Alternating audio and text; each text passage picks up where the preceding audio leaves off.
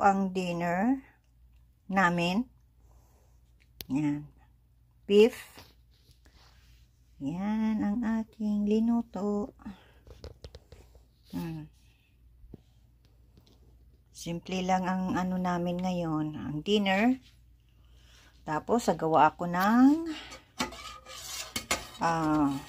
gravy. Kasi mahilig sa gravy ang mga anak ko kapag mayroong mashed potato. Yan. Yung maghapon ako dito sa kusina. Kasi ito ang request ng mga anak ko. At ito ang mixed vegetables. Hindi mawawala ang mixed vegetables palagi. At iba pang klaseng gulay pag nakain ng dinner. Okay, mixed vegetables.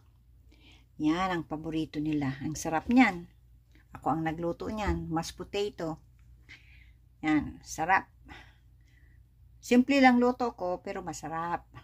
Ito ang paborito nila. Ay, excuse me. Paborito nilang gravy. See? Wow. Yan. Tapos, ito, beef.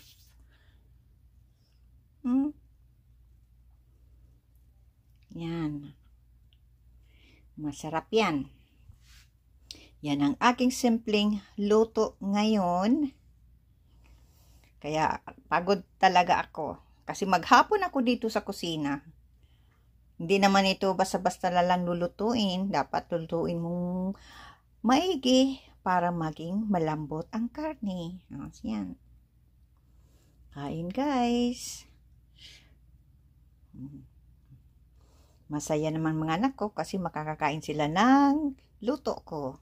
Yan. Tapos ito, ang gravy. Ito naman.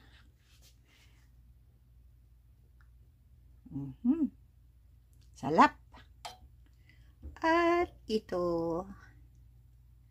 Yan. Pero ang kakainin ko, itong gulay. Ito ang aking kakainin, no. May ano yan, green, ano yan? Green pepper, broccoli, and cauliflower. Yan, ang aking kakainin. Yan. Kaininit ko na. Mamaya na ako kakain. Kasi, kanina, tinikman ko ito, oh. Ito, oh, tinikman ko para malasahan ko kung masarap. Yan. Okay, guys. Maraming salamat sa panunood nyo. At, pag special lang luto, may video. Pag wala, pag hindi special, walang video. Yan, kasi linuto ko to, talagang pagod talaga ako. Yan. Okay guys, maraming salamat sa panunood nyo. Yan, tawagin ko ng mga anak ko, kakain na.